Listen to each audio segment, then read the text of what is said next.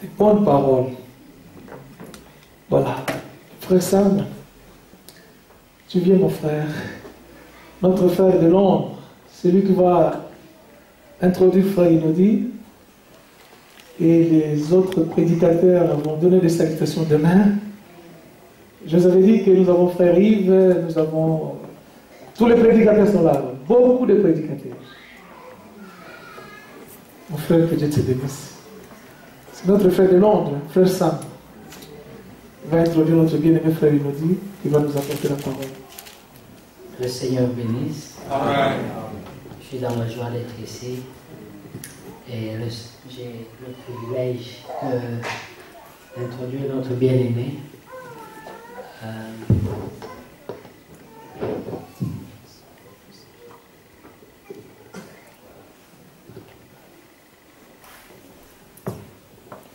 On est encore sous la fatigue du voyage puisqu'on a commencé à voyager depuis hier, de Londres jusqu'à Bruxelles et de Bruxelles ce matin jusqu'ici. On s'est perdu quelques fois, mais finalement on a pu trouver. Et en venant, on a pu voir la route qui conduit à Orléans. Donc prochainement, ce sera à Orléans qu'on ira. Dans la grâce de Dieu. Amen. Donc, mon frère Adela aussi. Amen. Que Dieu vous bénisse. Amen. Je voudrais juste dire que c'est une joie. Ça a toujours été un souhait dans mon cœur de venir pour communier avec les frères. Ce voyage a coïncidé avec la visite de frère Franck à Londres. Donc c'était vraiment difficile, mais je dis non, il faut que j'aille, je ne peux pas rater la réunion du tout. Amen. Amen. Je préfère aller suivre le frère Franck à Krefeld, mais je veux venir ici. Amen. Amen. Voilà, il y a eu de bonnes paroles qui ont été dites. C'est vraiment, nous parlons tous du sujet le plus important qui est Jésus-Christ. La raison de notre vie. C'est lui qui est mort pour nous. Amen. Il y a eu des grands hommes dans l'histoire. Il y a eu des hommes bons, mais il n'y a pas un homme comme lui. Amen. Pas un homme comme Jésus. Cet homme qui change la vie, qui transforme la vie des gens les plus mauvais et qui peut voir là où les gens ne voient rien, il peut voir. Amen. Amen. Vous pouvez voir dans la femme samaritaine, vous pouvez voir dans le brigand à la croix, vous pouvez voir en moi, votre frère, encore de l'espoir, encore une raison de vivre. Il peut encore accorder la chance à chacun de nous. Bien de fois, nous avions pensé avoir trouvé la vérité, mais nous étions encore loin de la vérité. Et le Seigneur était patient avec nous tous ces années. Et même là encore, souvent, nous nous retrouvons dans des positions où nous devons dire, Seigneur, pardonne-moi. Et il est toujours patient pour nous. La parole qui m'a touché, c'est qu'un jour, le Seigneur était avec les disciples et il a dit, je ne boirai plus de ce vin à cause de l'heure qui est grave. Je ne boirai plus du vin jusqu'à ce que je serai avec vous encore pour le prendre de nouveau pendant le souper. Et le Seigneur décrétait donc un jeûne. Et la Bible nous montre que le Seigneur intercède pour nous. Malgré qu'il a fait l'œuvre de Golgotha, malgré tout ce qu'il a fait, mais il ne se tient pas au repos, jusqu'à ce que le tout dernier entre, jusqu'à ce que le plus faible soit sauvé, jusqu'à ce que toutes les qualités, toutes les grâces qui sont en nous puissent être manifestées. Amen. C'est pour ça qu'il n'y a aucun homme comme lui. Des fois, quand je pense à lui, je pleure seulement. Amen. Puisqu'on ne peut pas expliquer cet amour, on ne peut pas comprendre cet amour. Aucun homme ne peut aimer comme ça. Marie était là le jour où on a crucifié le Seigneur. Mais pas une fois elle a dit, ce jeune homme a le droit de vivre, moi j'ai vécu assez longtemps, prenez-moi à sa place. Amen. Que Dieu te bénisse, frère Justin, je ne t'avais pas remarqué. Amen. Amen. Et voilà que personne, même pas ma mère, même pas mon père ne peut prendre ma place. Aucun ami. La Bible dit que c'est avec peine, beaucoup de peine qu'on accepterait de mourir pour un juste. Mais nous qui étions coupables, vraiment coupables. La Bible dit, selon Éphésiens, au chapitre 1, Amen. Nous allons prendre ça juste pour voir la petite pensée.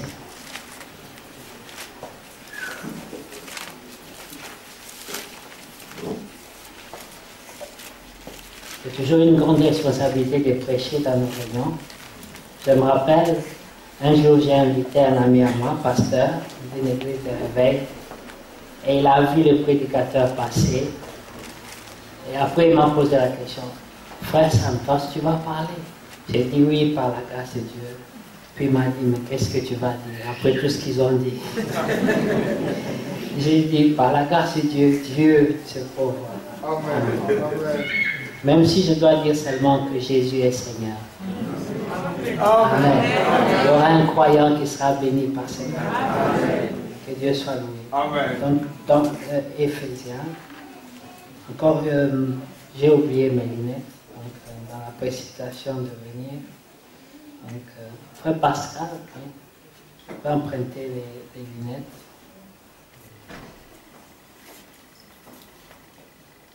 Ne faites pas attention à quoi je ressemble avec ça. Ce ne sont pas mes lunettes. Hein? Amen. Donc, Éphésiens, chapitre 1.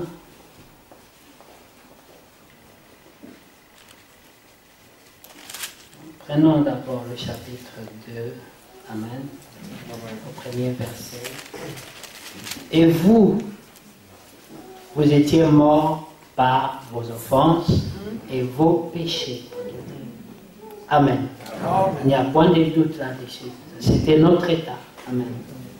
Dans lequel vous marchiez autrefois, selon le train de ce monde, selon le prince de la puissance de l'air, de l'esprit qui agit maintenant dans les fils de la désobéissance. Nous étions donc aussi désobéissants. Amen. Et la Bible déclare, nous étions dans un train. Le train, c'est une force, c'est un vecteur, c'est une puissance. Amen. Essayez de monter dans un train, et lorsqu'il se met en marche, sortez votre jambe pour l'arrêter, pour freiner le train. Vous aurez une idée de ce que ça peut représenter pour un homme de changer sa vie lui-même. Parce que la Bible dit, selon le train de ce monde, nous marchons. Amen. C'était une force qui nous conduisait. On ne pouvait pas l'arrêter. On ne pouvait pas changer ça. Si tu essaies de mettre ta jambe dehors, on va se briser. Alléluia. C'était ça l'état des choses. Verset 3. Nous tous aussi, nous vivions autrefois comme eux, selon les convoitises de notre chair, accomplissant les volontés de la chair et de nos pensées, et nous étions par nature des enfants de colère comme les autres. Amen. C'était ça l'état des choses. Mais il y a un mais qui intervient. Le mais, c'est un full stop. C'est un frein. Comme le frein à main. Le train était en marche, et puis Dieu a dit mais. Ça ne va pas s'arrêter là. Ça ne va pas se terminer comme ça. Alléluia. Dieu devait dire quelque chose pour que la situation change. Amen. Mais Dieu qui est riche en miséricorde, à cause du grand amour dont il nous a aimés, vous voyez, il y a deux choses. D'abord, il est riche en miséricorde, mais aussi, il a un grand amour pour nous. Amen. Et alors que nous étions morts par nos offenses, nous a rendus vivants avec le Christ. C'est par grâce que vous êtes sauvés. Amen. Il nous a ressuscités ensemble et nous a fait asseoir ensemble dans les lieux célestes en Jésus-Christ. La Bible ne dit pas il nous fera asseoir ensemble. Elle dit il nous a fait asseoir ensemble. Donc, quand vous êtes sauvés, vous êtes assis ensemble avec le Christ dans le lieu céleste. Étant dans la chair, nous sommes déjà vivants en Christ. Et la Bible dit, quand Christ, votre vie, paraîtra, alors vous paraîtrez avec lui. Ça veut dire votre nature cachée, votre nature non révélée, va se révéler à l'apparition du Seigneur Jésus-Christ. Pourquoi? Parce qu'à son apparition, quelque chose va se passer. Quelque chose que nous avons recherché pendant longtemps. Cette sainteté, cette perfection dans la chair. Parce que la Bible dit, lorsqu'il apparaîtra, selon Thessaloniciens, nous serons transformés. Nous allons revêtir l'incorruptibilité. Parce que nous sommes sauvés, nous avons la rédemption selon l'homme intérieur, mais la chair est corruptible. Amen. C'est pour cela que dans Jean chapitre 13, lorsque le Seigneur dit au revoir aux disciples, il dit je vais m'en aller, et vous savez où je vais, et vous en savez aussi le chemin. Ils lui disent, non, il leur dit, mais là où je vais, vous ne pouvez pas me suivre maintenant, vous me suivrez plus tard. Et puis, la question se pose, mais pourquoi ne pouvons-nous pas te suivre maintenant? Amen. Il dit à Pierre, plus tard, tu pourras me suivre, mais pas maintenant.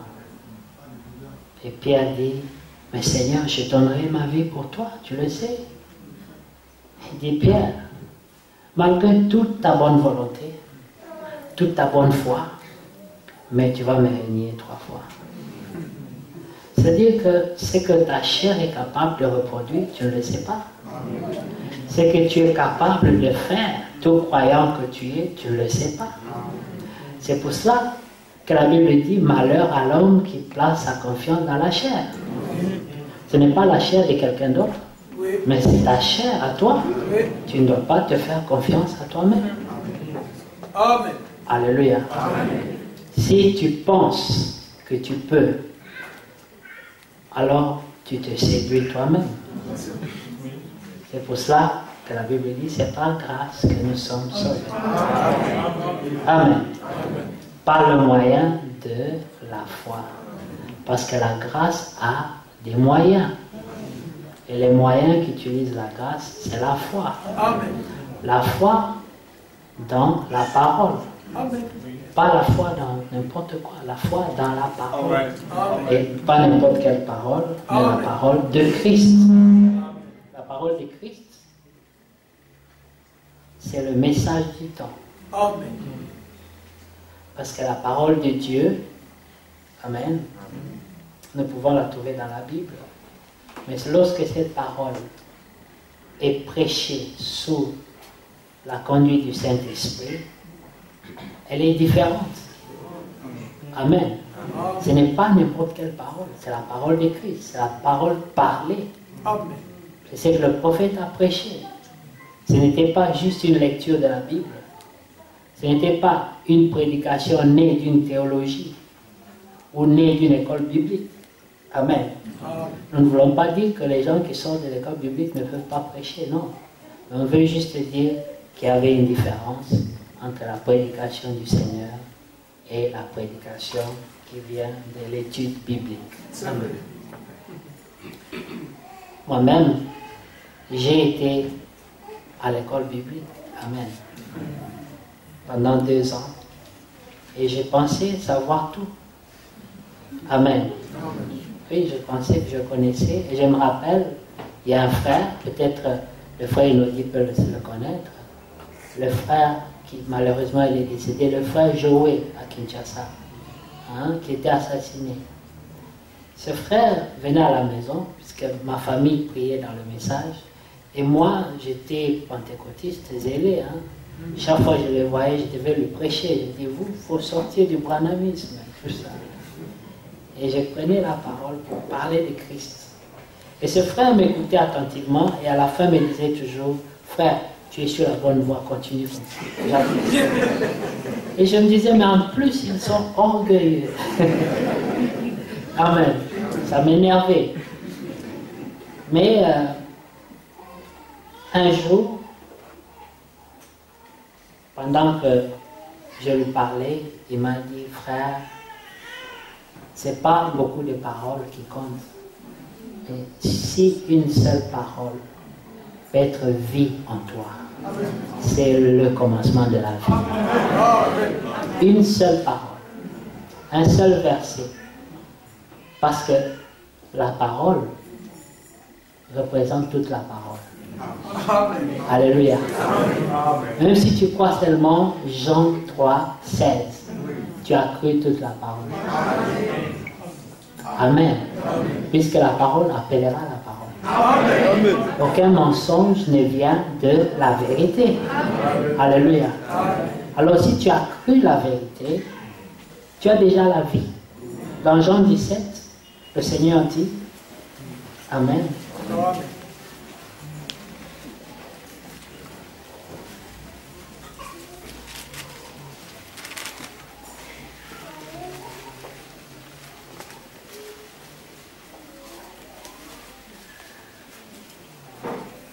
Que Dieu soit loué. Dans Jean chapitre 17, verset 8. Car les paroles que vous m'avez données, je leur ai données, et ils les ont reçues. Et ils ont vraiment reconnu que je suis sorti de toi. Et ils ont cru que c'est toi qui m'as envoyé. Amen. Dans ce seul verset, il y a beaucoup de vie. Alléluia. Non seulement il leur a donné la parole, ils ont reçu la parole, parce qu'on peut te donner la parole et tu ne la reçois pas. Tu peux recevoir la parole, mais tu ne la crois pas. Alléluia. C'est des étapes. On t'a donné la parole, tu as reçu la parole, ensuite tu as cru cette parole. Alléluia. Parce que nous voyons que dans Actes au chapitre 2, lorsqu'on parle de l'église primitive, la Bible dit, il demeurait dans la communion fraternelle, dans les enseignements. Et la Bible dit, et le nombre de ceux qui étaient sauvés augmentait. Donc ces gens étaient à l'église, mais ils étaient sauvés chaque jour. Le plus, ils écoutaient la parole. Dieu continue à nous sauver chaque jour. Amen. Il nous a déjà sauvés, mais le dépouillement, Amen, c'est la plénitude de ce salut. Et nous devons être dépouillés de tous les côtés, par sa grâce. Et c'est par le moyen de la foi. Lorsque nous écoutons la parole, il y a des choses, comme mon frère a dit, on peut s'écouter. Je peux écouter mon frère Adela, il touche un point, et puis ça me touche, et je suis dépouillé dans un point donné. Alléluia. C'est une délivrance. Les chaînes tombent. Tu étais sauvé. Comme Lazare, le Seigneur l'a ressuscité, mais il était toujours lié. Et il a dit délié. Amen. Mais il était vivant. Et il avait besoin d'être délié. Amen. Et puis c'était pas assez. Il a aussi ajouté, donnez-lui aussi à manger. Amen. Quand le Seigneur prend soin de nous, il fait un travail complet. Amen. C'est pour ça que nous ne sommes pas pressés. Nous ne sommes pas comme les aveugles qui ont été guéris et qui courent en voyant les hommes comme les arbres et les arbres comme les hommes. Mais ils disent, oh, j'ai vu, je vois. Amen. Mais il y a un qui était sincère, il dit non, je ne peux pas faire la différence entre les hommes et les arbres. Il est retourné au Seigneur. Je vois, mais pas clairement. Amen. Alléluia. Amen. Est-ce qu'il est aveugle? Non. Mais il ne voit pas clairement. Il voit, mais pas clairement. Alors il a dit, prie pour moi. Encore. Alléluia. Amen.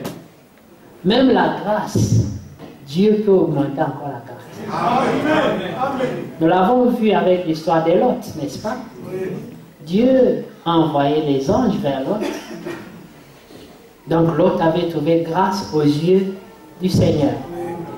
Mais Dieu dit à Lot, tu dois sortir vite de Sodome pour sauver ta vie. Mais Lot, malgré qu'il avait trouvé grâce, il dit encore au Seigneur, si je peux encore trouver grâce. Alléluia. Parce que malgré cette grâce-là que j'ai reçue, le feu peut m'attraper. Je peux encore mourir. Alléluia.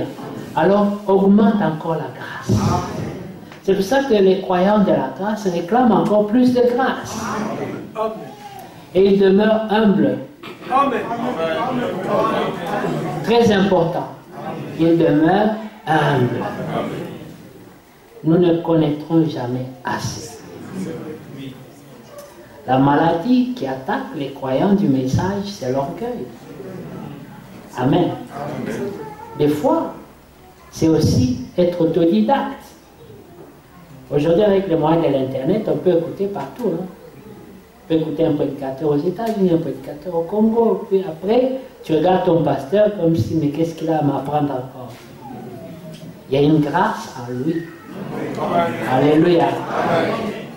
Chacun doit connaître son berger. C'est très important. Nous voyons dans le type, le frère Branham dit, lorsque les bergers amènent les troupeaux pour paître, ils vont paître ensemble. Mais à la fin de la journée, chaque berger va siffler. Et les brebis font quoi? Ils suivent le berger. Et le Seigneur aussi a dit, mes brebis à moi. Ils font quoi? Ils connaissent ma voix. Ils ne la connaissent pas seulement, ils l'entendent aussi. Ils ont la capacité d'entendre la voix. Mais ce n'est pas seulement entendre, mais ils ont aussi la capacité de la reconnaître, c'est-à-dire l'identifier. Ensuite, la capacité de suivre la voix. Alléluia.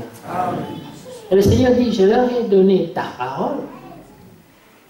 Ils ont d'abord reçu ta parole, mais ensuite, ils ont cru ta parole. J'ai aimé cette pensée. Lorsqu'un homme reçoit la révélation, lorsqu'il croit, rien ne peut plus l'arrêter. La foi, c'est une arme très puissante. Alléluia.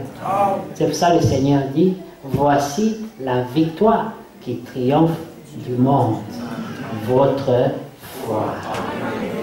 Alléluia. Mais maintenant la question c'est de savoir, tu crois en quoi? Alléluia. Oui, tout le monde croit. Les bouddhistes croient. Amen. Les monistes croient. Les témoins de Jéhovah croient. Tous ont la foi. Mais c'est la foi en la vérité. Amen. Jésus a dit à Pilate, je suis venu rendre témoignage à la vérité. Et Pilate lui dit, mais qu'est-ce qu'est la vérité? Si je dis qu'il y a de la lumière dans cette salle, c'est une vérité. Mais ce n'est pas une vérité qui sauve. Il y a beaucoup de vérités, mais la vérité qui sauve, c'est celle qui sort de la bouche du Seigneur. Alléluia. C'est pourquoi il est important d'écouter la vérité, mais pas n'importe quelle vérité. La vérité qui vient de la bouche du Seigneur. Et c'est pour cela que la bénédiction, l'une des bénédictions qu'un croyant a, c'est de reconnaître d'abord celui qui lui prêche la parole. Alléluia. Selon qu'il est dit, ceux qui vous instruisent ne se cacheront plus à vos yeux. Amen. C'est une des bénédictions, c'est une promesse. Amen. Et nous sommes bénis parce que nous avons reconnu le ministère du frère Franck. Amen. Amen. C'est une bénédiction pour nous. Mais il y en a qui ne l'ont pas reconnu. Alléluia. Mais ils ne sont pas plus intelligents que c'est seulement une grâce. Amen. Alléluia. Nous n'avons pas plus de connaissances. C'est seulement une grâce. Quelqu'un a raconté une histoire. Un prédicateur nous racontait, il dit, un prédicateur est allé chez un autre prédicateur. Ce prédicateur était branhamiste, il a rencontré un de nos frères prédicateurs. Et puis il lui dit, toi tu es prédicateur du message? Il dit oui. Et puis il lui dit, c'est quoi le nom de l'arme de chasse, le fusil de chasse de frère Branham? Le prédicateur gratte la tête, il dit, je ne me rappelle pas du nom. Il dit, ah bon, et tu es prédicateur du message? Il dit, attends, il appelle son fils de 5 ans. Josué, viens. Il dit, c'est quoi le nom de l'arme, du fusil de chasse de frère Branham? L'enfant sort ça comme ça. Il dit, mon fils, ce monsieur dit qu'il est prédicateur du message, mais il ne connaît pas le nom de ce fils. Et l'enfant et le père se sont moqués de lui. Mais ça ne va amener personne au ciel. Amen. Amen. Le Seigneur dit, je leur ai donné ta parole. Ils l'ont reçue. Ensuite, ils l'ont cru. Amen. Et quand ils ont cru la parole, ça leur a ouvert les yeux pour reconnaître que je suis sorti de toi. Amen. Alléluia. Amen. La foi a des étapes. Et ces étapes accomplissent le salut. Amen. Alors, nous allons au verset 14, toujours dans 17.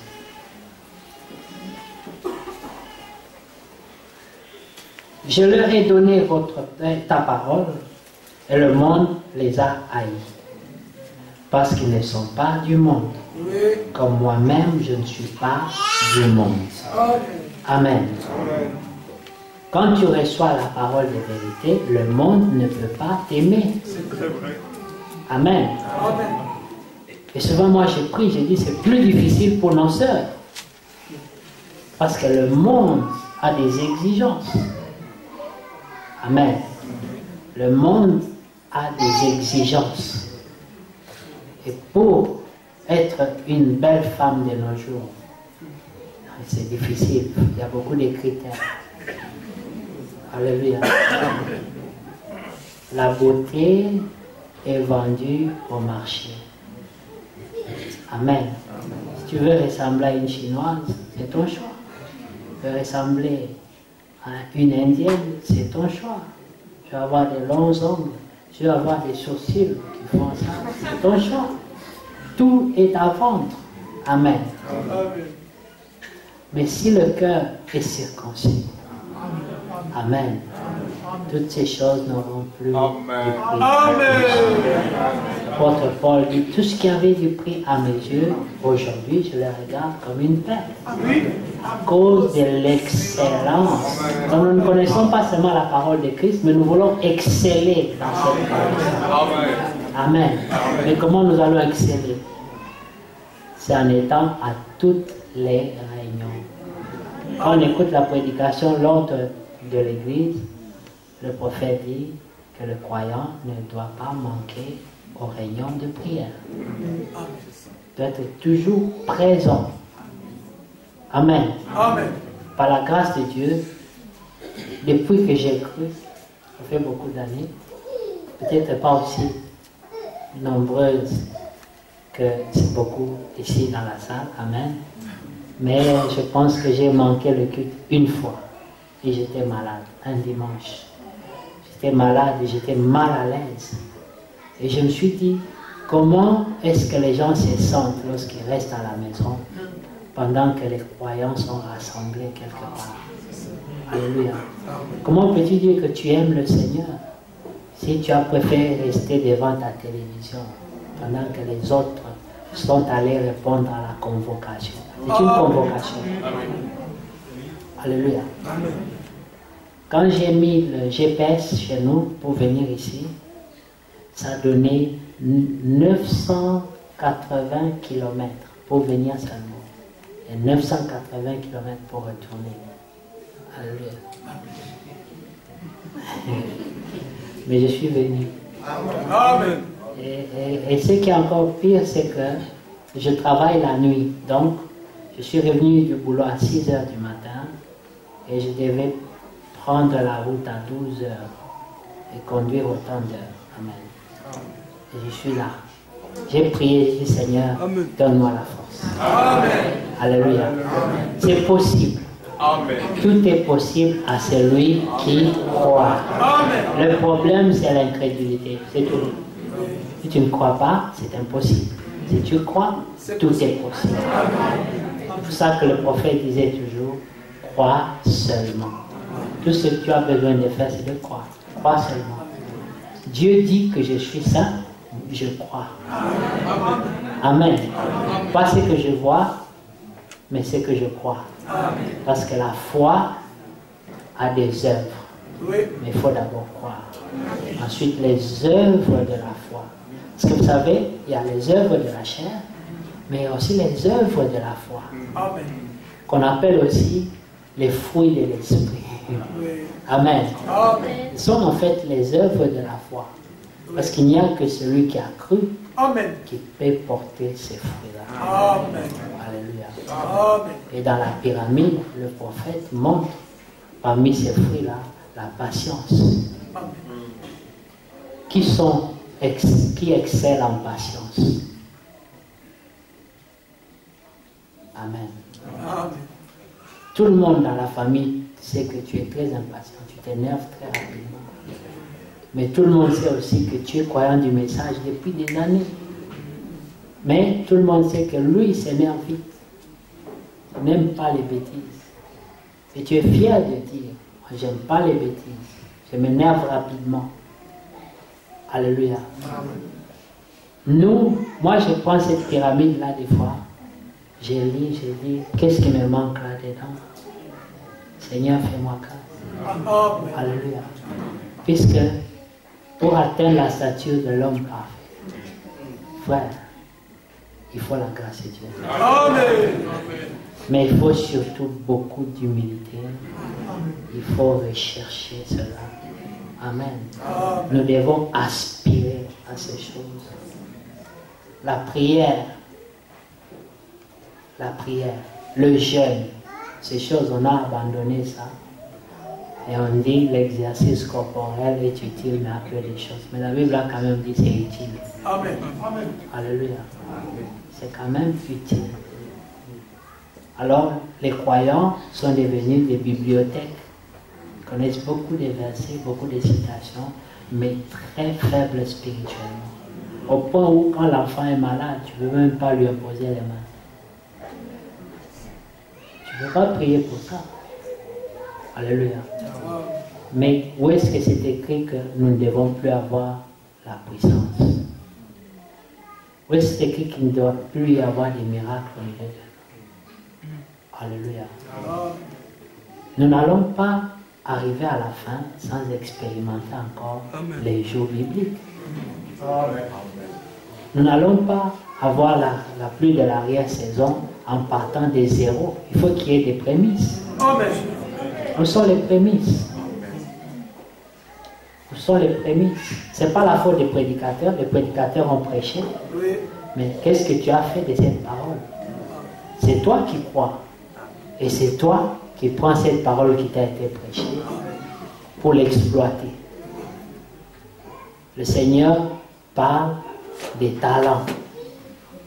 On ne peut pas rentrer dedans parce que sinon je vais prendre tout le temps alors que le frère nous dit doit venir prêcher. Mais nous avons des talents. Toutes ces paroles qui nous sont prêchées, Dieu ne se donne pas une parole sans une grâce pour accompagner cette parole.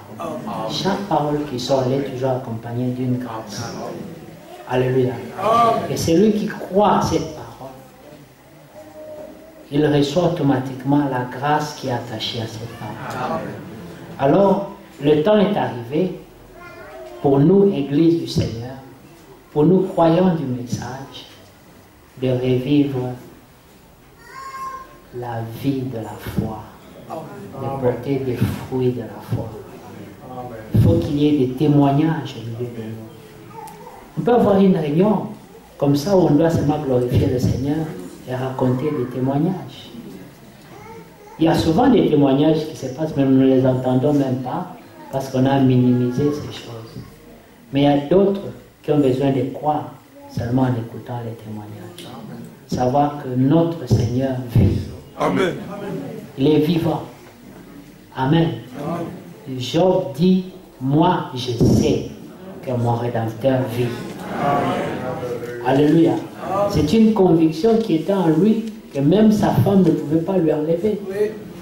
L'opinion de tout le monde ne pouvait pas lui enlever cette conviction. L'apôtre Paul dit, je sais en qui j'ai cru. Amen. Alléluia. Amen. David dit, je ne mourrai pas. Non, c'est Job qui dit, je ne mourrai pas. Amen. Mais je vivrai. Amen. Parce qu'il sait que son Rédempteur est vivant. Amen. Confirmé par Job, justement. Amen. Dans Job 19, il dit, je sais que mon Rédempteur vit. Amen. Et que dans n'importe quelle situation qui arrive dans ma vie, il aura le dernier mot. Alléluia. Donc maintenant, ce message n'avait pas pour but de fabriquer des bibliothèques ambulantes, mais c'était pour produire des croyants qui amènent la parole à la vie. Alléluia. Amen. On ne va pas se blâmer. C'est parce qu'on n'a pas dit ça. C'est parce que le prédicateur prêche. Amen. Maintenant, ce que tu fais de cette parole, c'est toi. C'est ta responsabilité. Oui. Alléluia. Et c'est ma responsabilité à moi aussi. Amen. Chacun. Et c'est pour ça que nous avons besoin de prier les uns pour les autres. Mais nous passons plus le temps à nous juger, nous condamner, nous critiquer. Et l'amour, si nous disons que nous sommes à la fin, nous ne voyons même pas l'amour fraternel. Où est l'amour fraternel? L'amour sans condition. Alléluia. Amen. Nous devons nous inquiéter de cet état des choses. Mais où est l'amour fraternel, l'amour sans condition parmi nous? Amen. Ne dis pas, il n'y a pas l'amour. Toi, commence à aimer. Amen. Alléluia. Amen. Si toi, tu n'as pas encore commencé, ne dis pas à ton frère, aime. Toi, d'abord, commence. Pour influencer la haine qui est en lui, afin qu'il devienne amour aussi. Alléluia. Amen. Donc aujourd'hui, moi, je n'étais pas vraiment préparé à prêcher, mais je voulais juste partager quelques petites pensées comme ça. Amen. Et je voulais juste souligner que dans Ésaïe 53, il est dit, qui a cru à ce qui nous était annoncé. Amen. Alléluia. Qui a reconnu le bras de l'Éternel. Qui, Amen. Amen. Dans Jean 17, verset 3, on dit, oh la vie éternelle, c'est qu'ils te reconnaissent, toi, le seul vrai Dieu, et Jésus-Christ que tu as envoyé. Amen. Et Jésus dit, quand je leur ai donné ta parole, directement, ils ont su que je suis sorti de toi. Amen. Alléluia. Et dans 1 Jean, Alléluia, au verset 1, on dit, ce qui était au commencement. C'est ce que nous vous annonçons. Amen. Amen. Afin que vous aussi vous partagiez cette joie, ce salut. Amen. Donc, bien aimé, il y a un trésor dans cette parole. Amen. Amen. Comme vous pouvez dire, la fable de La Fontaine dit, travaillez, prenez de la peine. C'est le fond qui manque le moins. Ici, dans cette parole, il y a un trésor. Amen. Que Dieu vous bénisse. Amen.